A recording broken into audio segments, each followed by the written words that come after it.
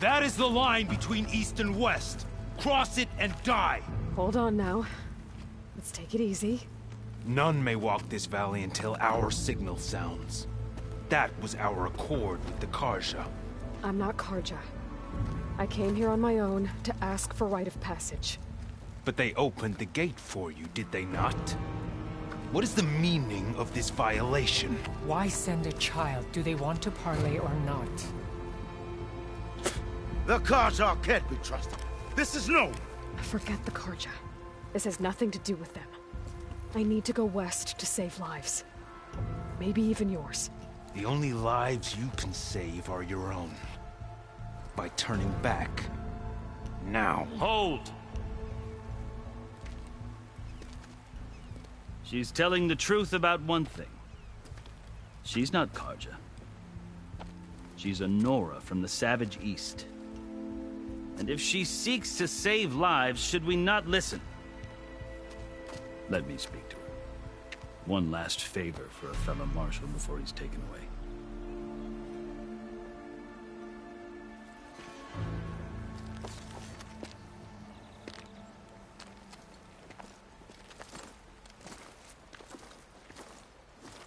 A fearless, red-headed Nora. You must be the so-called savior of Meridian. Just Aloy. I am unyielding Ps5, once of the Karja High Command, last of the army of the Setting Sun. You're Ps5. Avad gave me a message for you. That he waits for you in Meridian, where you belong. Avad always was polite. Well, now I'm even more curious about you knowing that you have the confidence of the Sun King. But such an association with the Karja could work against you here, as it often has with me. As you can see, tensions are high. This embassy is a delicate affair. They're about to return me to the Sundom, a gesture that might help soothe painful grievances. And now you arrive, unheralded. I'm not here to cause trouble. I just need to go west. So you say. I might be able to help, but I need to know why. Along with some assurance that I won't regret it.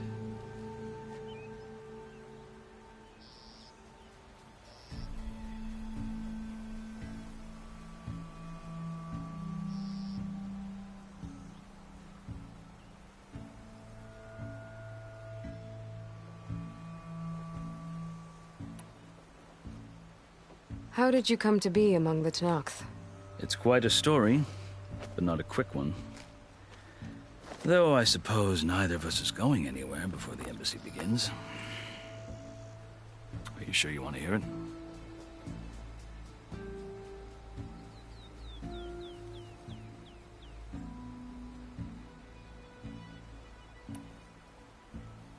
I guess we have time. Very well. I marched with Sun King Jiran's raiders when they came west, hoping to moderate their worst impulses. I failed, of course. They committed unspeakable atrocities, stirring the Tenakth into action.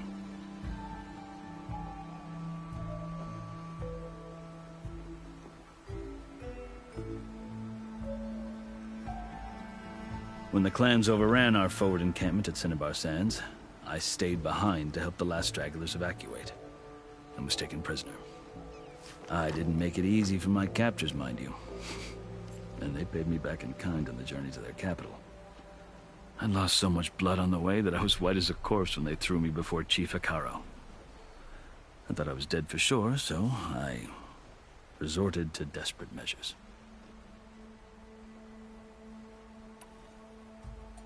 So when you met the Tenakth chief, you did something desperate?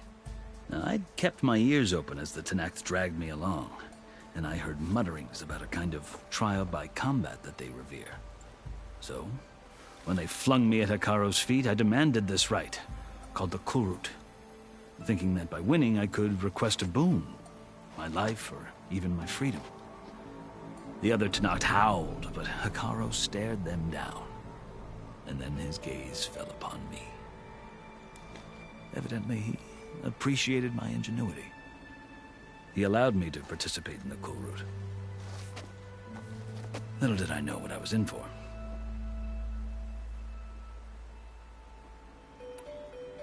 You said the cool route is a Tenakth's trial by combat. Yes, but it is no ordinary trial. It doesn't pit men against each other, at least not directly.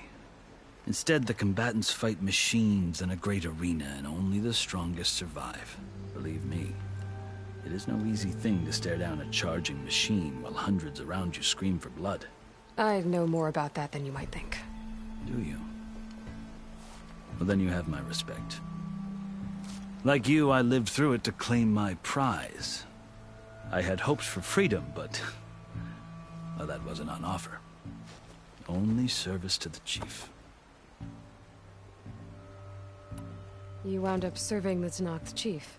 The winners of the cool route must serve the chief as his marshals. You mentioned that word before. What does it mean? Well, the word itself refers to a kind of protective spirit from the ancient past.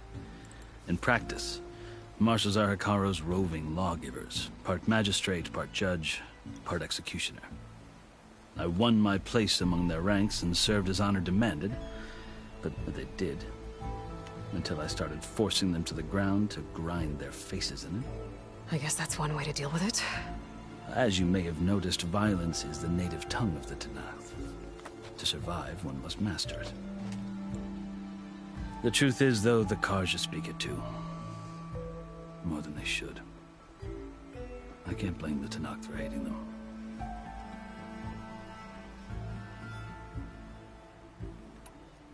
So then, are you still Carja? Part of me, yes. Always. Yet there is much to admire about the Tenakth. Especially their chief. I've heard stories about what it was like before his reign. 3 clans always at war, constantly slitting each other's throats. Hekarro and the marshals have crafted a delicate peace. And now he looks to the future. Who knows? Maybe that future will include cooperation with the Carja.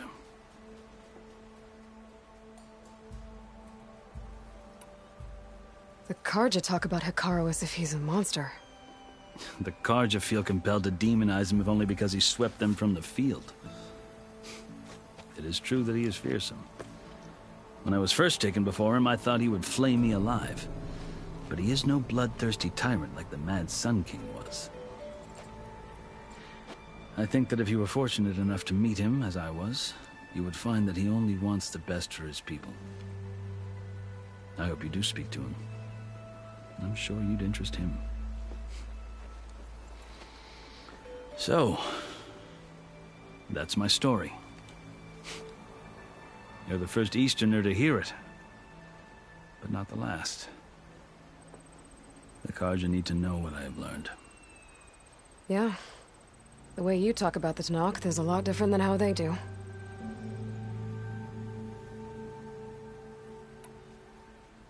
I've never seen markings like those on a Carja before. The Carja see ink as decoration. For the Tenakth, it is much more. A litany of deeds. A record of vanquished enemies. Looks like you've vanquished quite a few. I've fought my share of battles. But I feel that my life, like my markings, is only half complete. This side shows my martial deeds. Before I die, I'd like to see the other half marked with the laurels of peace. Are you glad to be going back to Meridian? Oh, I'll admit that I wouldn't mind sleeping in a feather bed or sipping wine from the southern vineyards. But I have another goal in mind. As someone who knows the Tenakth and the Carja, I'm in a unique position to advocate for both. If Sun King Avad is amenable, my hope is to establish a lasting peace. The Tenakth don't seem that peaceful. They're not, as a rule. But these are difficult times. Chief Hekarro knows that survival often requires change, even if that change means putting aside centuries of war.